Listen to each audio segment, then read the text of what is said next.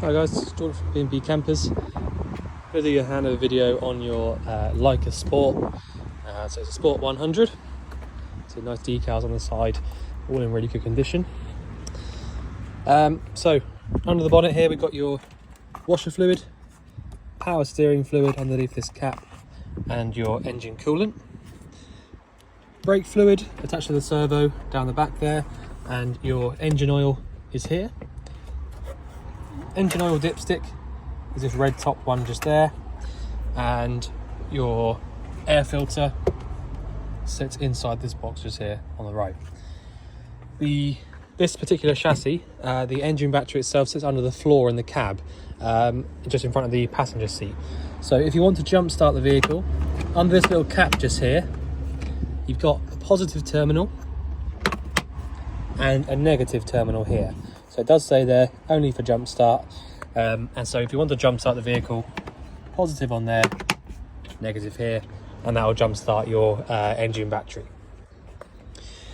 The chassis plate is just here. There probably will be another one dotted around somewhere else with Laika written on it, but it'll be 3.3 or 3.5 ton. Your paint code, so 611, that's just a standard Fiat colour. And so if you wanted any sort of touch-up paints or anything like that, that's the colour you need to go off from there. On the near side, you've got your diesel filling point just here. You will need your ignition key to get that open. And your bonnet release is this one just here, also inside the passenger door. So a little bit of a strange one where the sliding door is on the off side, even though it's a right-hand drive vehicle. So you know, that's just the way that Laika have done this particular one. Obviously they would have done the probably for the point that most of their vehicles would have been left-hand drive, and so it would have had the door on the offside anyway. So instead of buying loads of different vans, they probably just went for the same one. So your wastewater drain is this one here. You can see it's draining out at the moment, so if I turned that lever 90 degrees, that water there would stop coming out straight away. Your boiler vent is this one just here. So if you had your boiler lit up on gas, you'd be able to feel hot air coming out from the underneath of this vent. And that's a way of just double checking that it's definitely working. Toilet cassette locker. The toilet cassette is really easy to use. All you actually have to do, lift up on the little orange tab at the front, and then the whole thing should come out nice and easily. All you have to remember is you empty it out from here. So you turn this around and empty it out from here. And when you are emptying, you should be holding down the little yellow orange button at the back just there. It's an air pressure release valve, and it just makes it come out a lot easier. You've got a fresh water flush in here, which is that blue pipe on the right hand side, and that means that you haven't got to worry about any separate flush fluid or anything like that on top. So as long as you've got some water in your fresh tank, you'll be able to flush your toilet at any time. Fresh water inlet is this one just here behind this cover here. So pushing in and around to the right secures it, and then you can close the lid down like that nice and easily. Your hookup point is this one just here, and so you have got a whacking great big solar panel on the roof, and it is chucking in some serious power. But if you don't have, if you want to do proper long period camping, having the solar panels means that you can go off grid a lot more, but the hookup lead does keep it completely topped up. And it also does mean that you can use any sort of 3-point sockets or the fridge on mains or anything like that. So hookup goes in there. Just inside the, sort of at the near side, but behind the back doors here, you've got your gas locker. And so you have got two buttons there, but I left the bottom one open. A nice rubber seal going around there to stop any gas from ever being able to escape from this locker. So it's all nice and sort of airtight. And the full-sized drop-out hole down there, so it's all completely to regulation, as you'd expect obviously for a Laika. So you've got two bottles in here. This one bottle here on the right hand side is the one that's actually powering the vehicle, because it's the one that's got this pigtail hose coming off of it. So anti-clockwise around to the left turns the bottle on, and clockwise around to the right turns the bottle off. I'm going to leave it on for a minute because I've got the fridge lit up on gas at the moment, and I can show you a few other bits and pieces working as well. Down there is all the regulator. It's a bulkhead regulator, because it has to be due to the age of the vehicle. But basically you haven't got to worry about any of that. all you need to do when you come to replacing the bottle is just undo that nut just there, pop it onto your new one and tighten it on, and that's all you have to do. And obviously switch it on to get it to actually come on there. But yeah, that's that. I'll leave that on for a minute. The bed is up at the moment, and you can see there you got a strap on this side and a little push lock over there as well. So this comes up and it's really quite solid where it is. Spare wheel, awning, winder, and various bits and pieces in there if you should need them. But you know, we don't know how you're going to use the vehicle just yet, but it gives you a lot of options. Obviously, you know, this bed just literally lays down and then makes up a big double bed at the back here.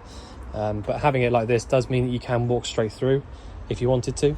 But there you go.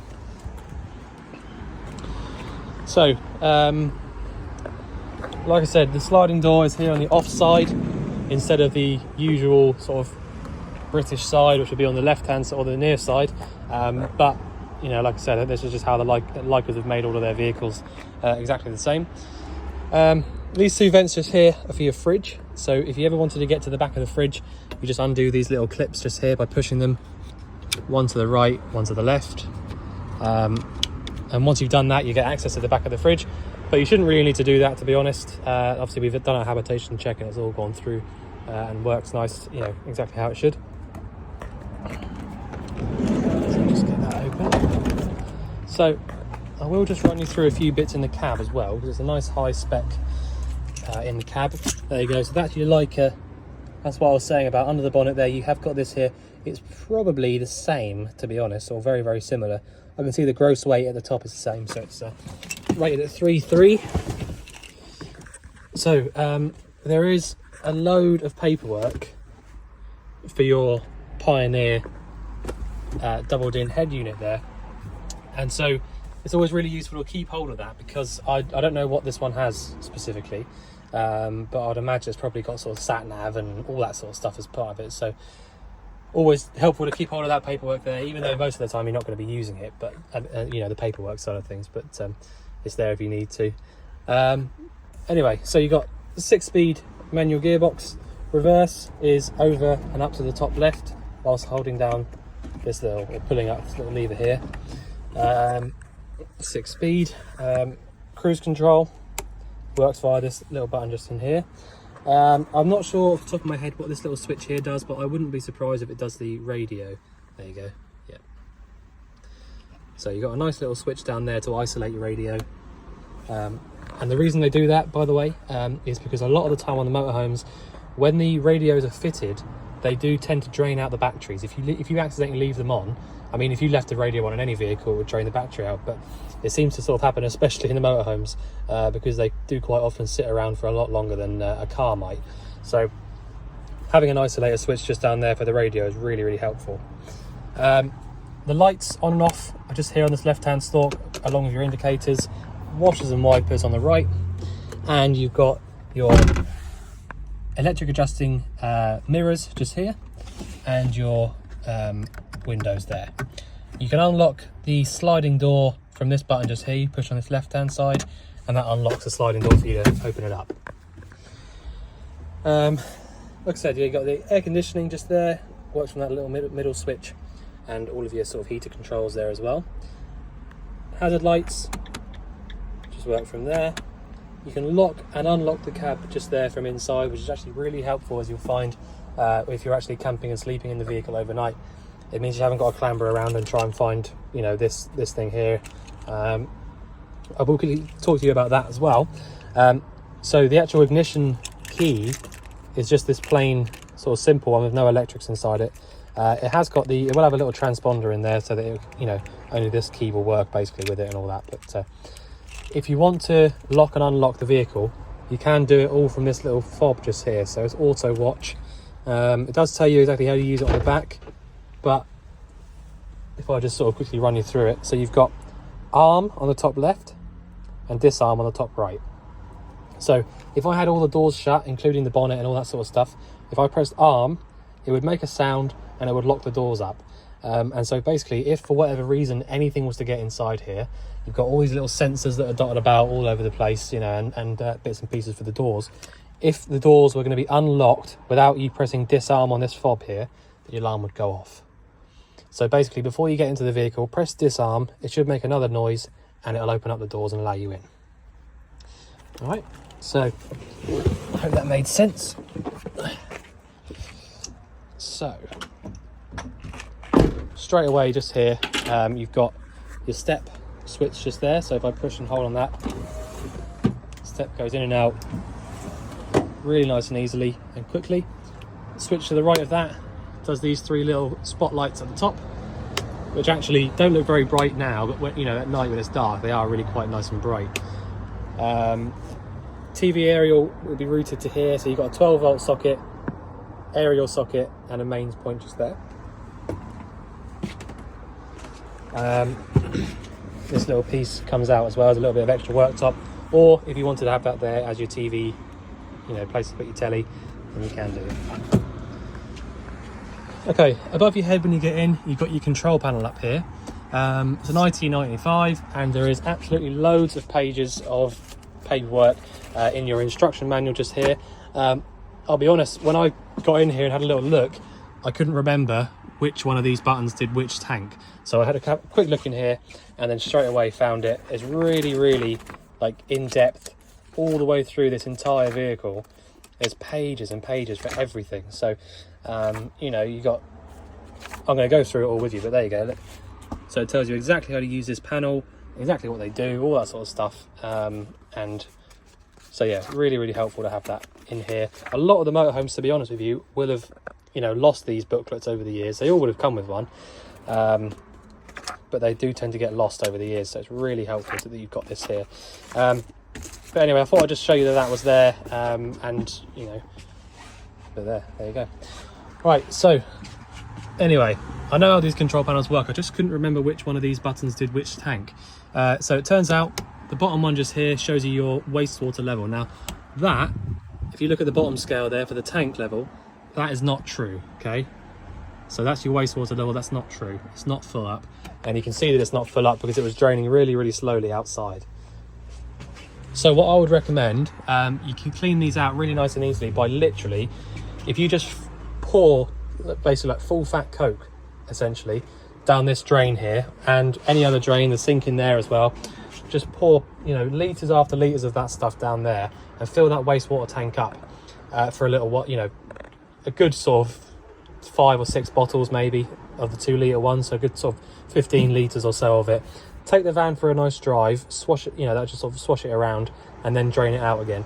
So basically what happens is over the years, the tanks have got prongs inside them which shows you the level of the water, and they just get corroded because they sit in water all the time. So just putting that full fat Coke in, going for a drive and then draining it out really does help it from, you know, suffering with any of that corrosion. So this one here shows you your wastewater level, but like I said, it's not quite right at the moment. So if you can do that and then clean it all out, then that would be, you know, should make it work straight away. The one up here shows you your fresh water level. That is correct, and so you've got half a tank of fresh water. Okay, so really, to be honest, that's the one that you want to, that's the one that you actually need. The wastewater level one isn't really necessary anyway, because if you are going to be using the fresh water, you just drain the waste tank out before you leave, and then by the time you finish with your fresh water, the waste tank will be ready to empty again. So it is quite, you know, as simple as that really.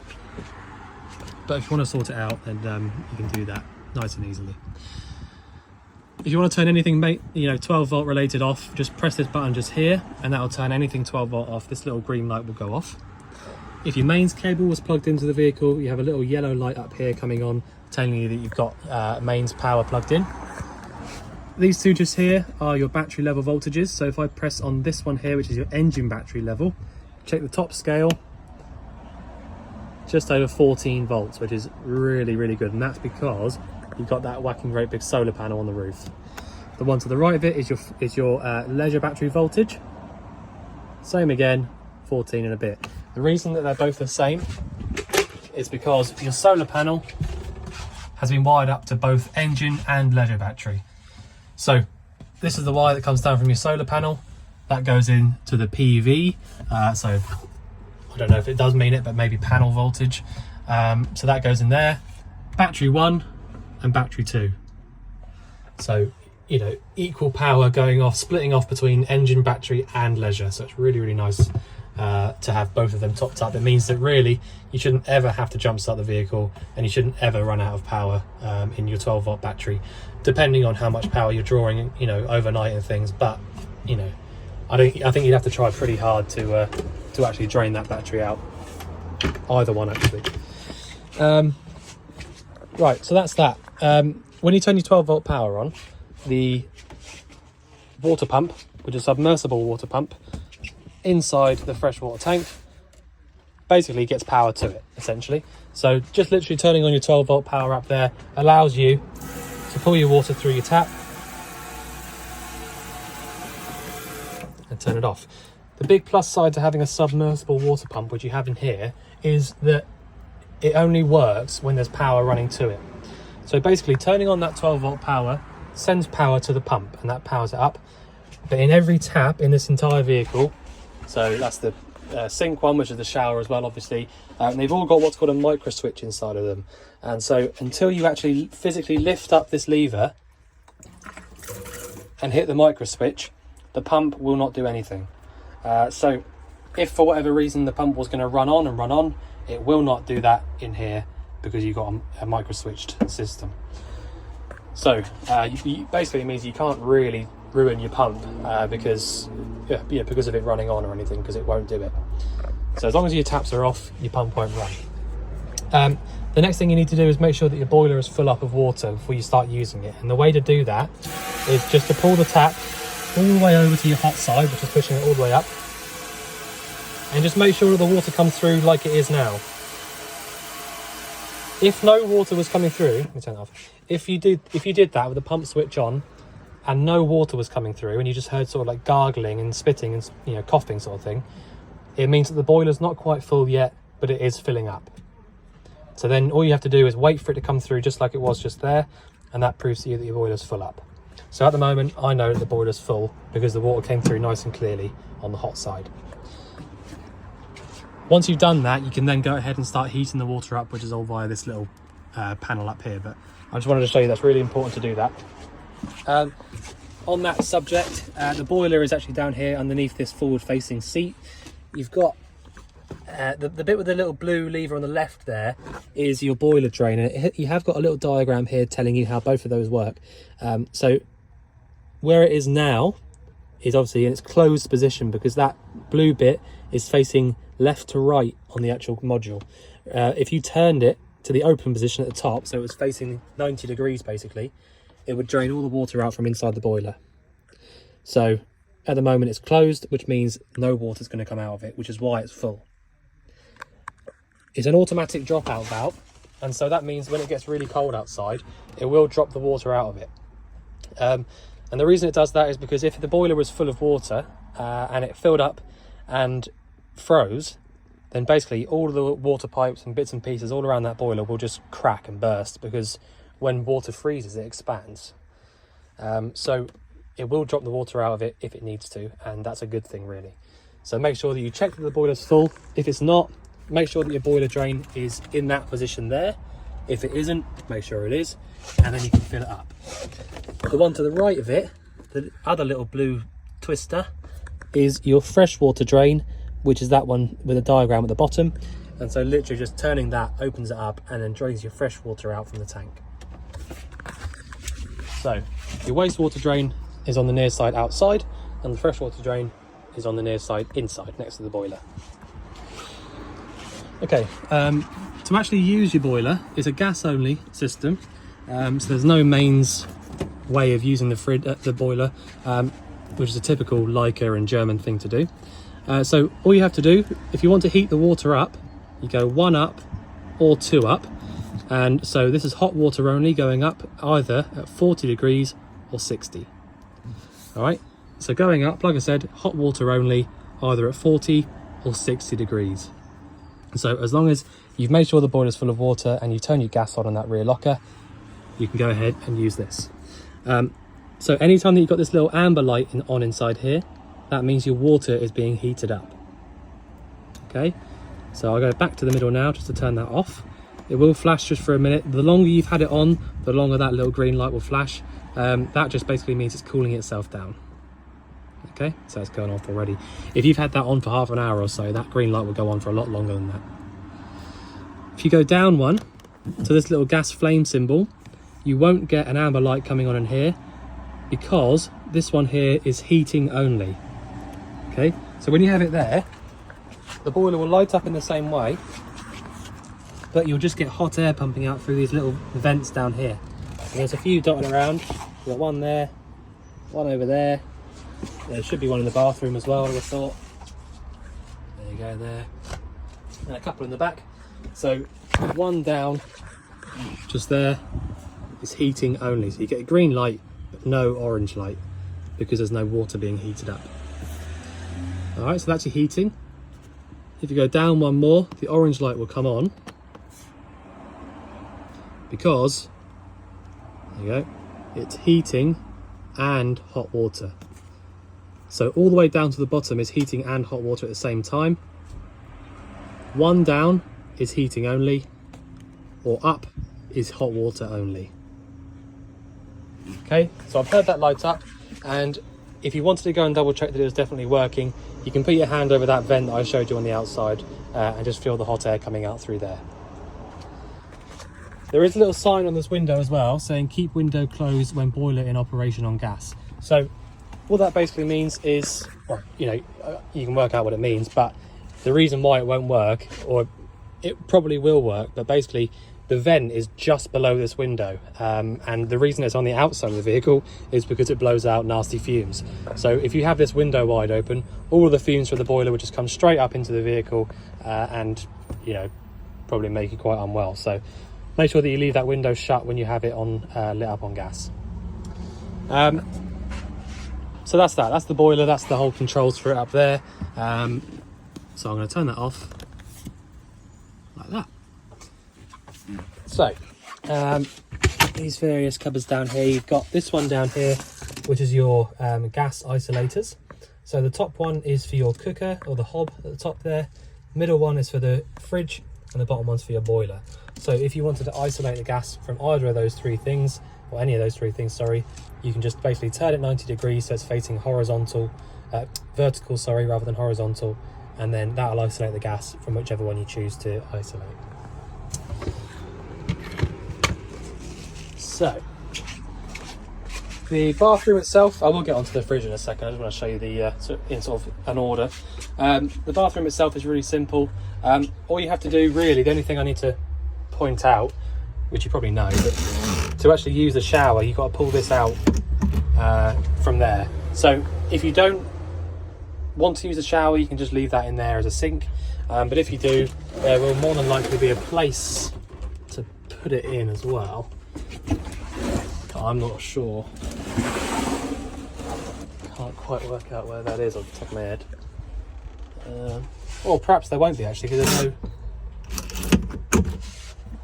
no... Strange. Probably should have checked that out before the video, shouldn't I? Well, perhaps there's not a place to put the shower then. You got the actual shower curtain obviously goes all the way around here to make it all waterproof. But yeah, maybe you just have to hold the shower head if you're using it. Anyway, that's there if you want to use it like that. And again, obviously just leave it there like it is if you want to use it as just a sink. The toilet itself is really, really simple. I'm just going to pull that out of the way so I can put this up. So this button just here turns this on, and so you've got a little fan symbol flashing there, and you can hear the fan running. So what it is like a SOG unit basically, so it pumps out the bad fumes, so it doesn't bring it through the to the inside. So push and hold on that, draws your flush fluid around, and then you can press on that to stop the fan. You can then drain whatever's inside there into the cassette just by turning that and then putting it back. So that's how you use the toilet. Really, really simple. You've got a light switch just in there which puts those two lights on. And that's it, that's the bathroom. So you can close this over and have it however you like, basically. Right, so you've got your 2-burner hob up here. You will need an igniter or a lighter of some description to light either of those two up, but the actual gas points for those are here. Got a little catch just up here to close this over, and that's that. So, lights up here. Okay, so the fridge is also nice and simple, just like all the other bits and pieces in the van. It's a Thetford, it's a 3-way fridge, and I'll just show you how to use it. So you've got this little button on here, which is the main on and off switch. I'll just turn it off quickly. So as long as there's no light inside there whatsoever, the fridge is not on, okay? If there's a little green light inside that little button there, the fridge is on, but if there's nothing there, it's completely off. You've got a freezer box in the top just there. Right, so let me show you how to use it. So at the moment, I've only got the gas on, so I haven't got a hookup plugged in, and the engine isn't running, okay? So at the moment, the only way I can use this fridge is via the gas. So if I turn it on, it's chosen gas for me straight away anyway, but essentially the fridge will light up on its own and give you the little green light in there. So that just says to you the fridge is working one of 3 ways. So if I just quickly press on this button here, it comes up and tells you that it's on gas and that it's at about 4 out of 5 on the power. So if I just show you how to sort of go through and select other ways of using it. So push that once and then push and hold on it. Straight away, the gas symbol is flashing, and all I'm going to do is flick through here, left or right. So I'm going to go left. Oh, I left it too long, hold on. Right, so if I press left now, I'm over on this little 12-volt symbol. I'll press OK, and then I'll press OK again. So that is flashing at me straight away because the engine isn't running. So that one there will only work when your engine's running and you're driving. So that one there is for holding the temperature that you've already put in the fridge.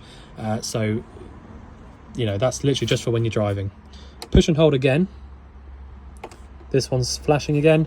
I'll go to the left, to the hookup lead setting, press OK, press OK again. Also flashing at me because there's no hookup plugged into the vehicle, obviously. So the gas or the mains electric are the only two that will get this fridge cold by themselves. So if you had a mains cable plugged into the vehicle and you chose mains, that would obviously stop flashing at you, but it would also get the fridge cold within about 3 or 4 hours. Same goes for the gas. I can light it up on gas because the gas is on, but it will still take about 3 or 4 hours, okay? So if I was you, my advice, if you were going to go away on holiday tomorrow morning, I would advise, if you have a hookup plugged into the vehicle, leave it on hookup overnight. If you don't, switch your gas on, leave it on gas overnight, and then when you get to leaving in the morning, all you have to do is choose 12 volt, and then whilst you're driving, the 12 volt will hold the temperature that you've already put in the fridge, and then when you get to where you're going, it'll be nice and cold still. Okay, but that is how you work the fridge. If you put it on 12 volt without the engine running, absolutely nothing will happen. So please don't try and do that because it just won't. Nothing will happen at all. So let me just quickly explain that to you as well. So in all proper sort of like conversions of motorhomes, so Laika will always have this.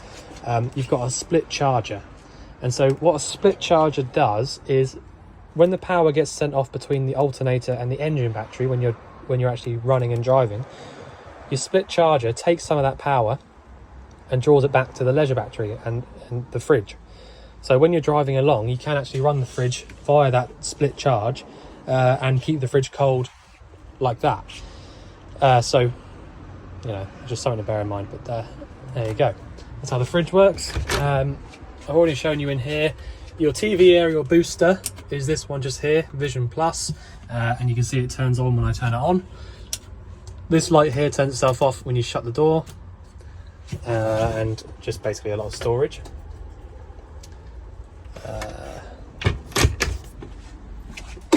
Other than that, there's not really a huge amount more for me to show you. You can see this little clip just here now. Yeah, so I've shown you in the cab, I've shown you on the outside, and I've shown you the appliances on the inside. Yeah, I couldn't stress enough how good that book is, by the way. I know it's not an old van by any means, but having the book there and, you know, all of the pages and that, you know, it's really, really helpful. So if you did get any problems with anything at all, you know, you can phone us whenever you like, and we'll give you the answer. But having that book there makes it a hell of a lot easier. If you're not, you know, if you don't have a phone on you or something like that, you can just have a quick flick through there and you'll find anything you need. So but yeah, so if there's anything that you want going through again, or anything you think I've missed out as part of the video, just let us know. But otherwise, we look forward to seeing you soon to collect your van. Thanks very much.